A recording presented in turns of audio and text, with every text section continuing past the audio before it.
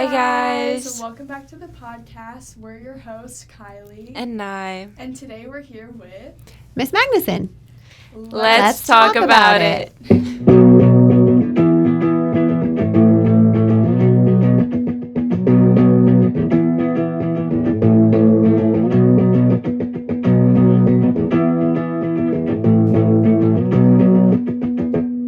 Okay, so our first question is, what made you want to become like a teacher and then an assistant principal now? But what made you want to like choose that career path? I've always wanted to be a teacher ever since I was a little girl. I used to teach stuffed animals, my little brother, you name it. And I think it's just because I like helping people and I love working with kids. I started off as a 4th grade teacher and 5th grade, and I loved the littles. But my littles grew up and then they went to high school. And one year someone came to me and said, you should try high school. And I thought, no, not for me. But one thing led to another, and my very first 4th grade group were graduating. It was their senior year, and they asked me to come to high school, and I thought, how cool would it be to go full circle with them? So I did, and I fell in love with high school and thought this is where I'm meant to be, and became an assistant principal, loved that. Even the difficult conversations, it was nice to be able to support staff, support kids and their families and the community. And then becoming principal just felt like the next step, and you have more of a voice and you can work with others to hear what their needs are and then advocate for them. And so that's why it's just always been a passion of mine, and I just love it. It's not a job. It's what I do. I love it. That sounds so nice. That's so cool. I can like kind of relate because we're both like color guard captains, so we have to teach Yeah. that. But like I could never teach like little kids. Like I do not like kids. Well, it's good that you know that. Yeah. I like kids, but to teach them, like, I don't have a lot of patience, so I'm just like, can you... It's like, So it's I really feel like weird. It's such like a difficult thing to do, and like we should just give like so much thanks to teachers because it's really difficult, especially like younger, lot of Yes. work. elementary. It's a lot of work. It is a lot of work, but you get to see change so quickly. You get to see how a student, no matter what age, when they're struggling and you're helping them, you get to see them grow. And there's just a sense of pride. Like, so I'm a mom of 2, but technically I'm a mom of 1,202 because I love all of you so much. And you just kind of grow with your patience, grow your love and respect for these individuals that are growing up to become adults, which is crazy to say. But you just, I don't know. It does take a special person to be a teacher of all levels. Some of the things that our teachers do are just incredible. And I could never do some of the things that they do, but I learn a lot too. And I like that part of it too. Our next question is, what are your like goals or plans for like the upcoming years at SHS? I love the momentum that we've got going. Our community is so invested. Our athletics and our fine arts and academics, everybody is doing so well and growing so well. So I really want to just keep up with that momentum. I want to make sure that our staff have everything that they need to make sure that that's possible. They have that support. I'm listening to students and they're telling me things that they love about SHS and also some things they'd like to see change. And so I'm excited to talk with teachers about how do we make those changes come to fruition? How do we give our students exactly the experience that they're looking for? One thing I know for sure is cell phone policy is it's a thing, and it's not just at SHS. It's all over the country right now. And especially the state of Arizona, they're passing laws to keep cell phones kind of out of the classroom.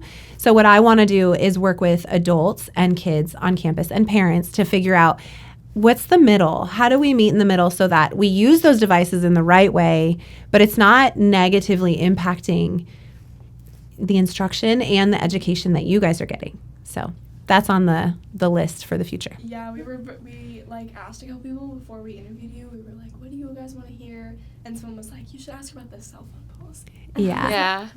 I was like, yes, of course. I'm not one to ban something. Yeah. I don't think that there's not much that you can just say yes or no. There's a lot of gray area. And I also want to make sure that teachers have the autonomy. There's lots of classes like our CTE programs. You need your phone. That's a device, a tool that helps you along the way. I don't want to just say, nope, Yeah. I want it to be reasonable. But you guys are glued to those things. Glued. Yeah. And so there's got to be. Yes. I definitely think that, like, there should be, like, punishments for people who, like, overuse cell phones or, like, abuse the cell phone. Like, take advantage of it. Yeah, but it is a really big tool, especially, like, nowadays and in some classes. Yeah, especially because we're, like, a public school. I feel like it's a big thing in the school. Yeah. What were some motivations to the changes that you were planning for? So, like, for future ideas for policies, whether it is changes, what are some motivations for that? It's a good question. So every day I go in and I just try to listen. When people have concerns or when they're upset about something or even when they're happy about something, I try to listen to the why. Why are you coming to me with this concern, or why are you requesting this change? And some things we can work with, and some things I'm like, no, we're doing a good job here, so now I need to share the why with you. And that's kind of how we find common ground. My motivation is making sure that everybody has what they need to be successful and to be happy. I tell our staff all the time, we live here. We're here more than we're in our own houses, right? So you have to be happy where you're at. So my motivation is really making sure that I am doing the best job that I can to give everybody what they want within reason. You can't just say yes to everything, but if it's in my capability, I want to be able to provide that, or at least find resources so that we can somewhat get there. I think school spirit is a big aspect of high school, and we've been amping that up since I got here, which has been so exciting to see. And that, again, came from students and parents telling me, we want to see Mustang gear all over Sahuarita. So the motivation is just to give people what they want and need. Our last question is, what made you, like, choose Sahuarita High School versus, like, all the other high schools, if you, like, interviewed for them, or, like, you just like this town in general? Like, what made you choose us versus everyone else? That's a good question. Well, I never thought I would be a principal, and I really didn't feel like I was worthy enough for that position. And I've known the Sahuarita community for years. My family lives out here. I have nieces and nephews that are at the high school. One of them is at Walden right now. Two of them are at an elementary and a middle school. And so I've been out here for years. And then when this position opened up, I thought, I don't know if I would be a good fit for you guys. So what I did was I just came out and visited. I came out, and the moment I stepped onto this campus, I thought, this place is beautiful. The staff are so friendly. The kids were incredible. Very first, I'm here for like 2 minutes. Someone says, "Good morning, miss," and holds the door open for me. Like, wow. That is special. That does not happen at every high school. Yeah. And so I just saw myself here. I just loved what was already here. And I thought, okay, this could be my home. So that was my motivation, was, could I fit? Could this be a good place for me? Could I be a good fit for you guys? And I just felt like, God, this place is beautiful and the people are incredible. Yeah, I want to spend my time here. I think Miss Verdugo, because we interviewed her like back at the beginning of the school year, I think she said something like along the lines of like the students and like the kids we have here, it's just like very unique compared to other schools. Like everyone here is so like, we're such like a built like and good community. It's just doesn't compare to everyone else. Yeah, it's so true. When we were looking for assistant principals for next year, we had a couple people come out, and I have contacts all over, so I was kind of calling people, and you should come check it out. And our new assistant principal, he came to visit also, and before he came out, I was just raving about the kids, like telling him our kids are special, that it's not like this everywhere. And, when he first got here, he was like, is she right, or is she just trying to sell me, But he had the same experience I did. The second he walked on campus, he was like, you're right. These kids are so sweet.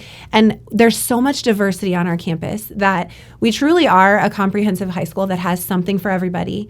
And there aren't like the, in Mean Girls and other movies, how there's like cliques, and your cliques sit in certain places and they don't talk. And we don't have that. We're just so inclusive. And it's a high school. Kids need to learn, and there's things, it's not perfect, but I mean, we just have something really special, and even he saw that and got excited and thought, yeah, I want to be here. So I think it's funny that Cool. like our high school is like, I tell people like, oh, high school, it's not like all the movies, but like for some high schools it kind of is. Yeah. Maybe it's just like us, but Mhm. it's like it's not cliquey. There's not like the jocks, like the Yeah. cheerleaders, like everyone just The kind of is like nerds, friends with like the Yeah, whole- everybody's just like yeah. there. Yeah. I love that one student could be involved in 5 different things. Mm-hmm. And it's different programs too. Like sometimes I look at students like you guys. Sometimes I look at students and I think, "You're in ROTC? I would have had no idea. You're in dance? I would have had no idea." Like there's kids are involved in so many aspects of this community that everything blends. Yeah. And then, your friend groups are great and it's cool. And then even with upperclassmen and lowerclassmen, I mean, there isn't even that divide as much as other high schools. Yeah, it's Mhm. definitely like a great community to grow up in. Yeah. Mhm. Yeah. Well, do you have anything else that you would like to talk about or say? Do you have any plans for graduation? Do I have any Anything plans? that you're excited about? Well, I always get excited for just the day. I was actually explaining this to a couple students yesterday. Graduation is one of those moments, like the buildup is huge, right? And then there's almost a little bit of a letdown afterwards. You build it up and you go through the motions and the night is beautiful. The weather, it's always windy, always. But then once the event starts, it always dies down and the weather's beautiful and everybody's happy. And then it's over and seniors are like, wait, what? Now what? And then you're stuck you're in this weird zone of, well, I'm not technically in high school anymore, but I'm not in college or, going to a trade school or wherever I'm going. I'm in that weird, what do I do?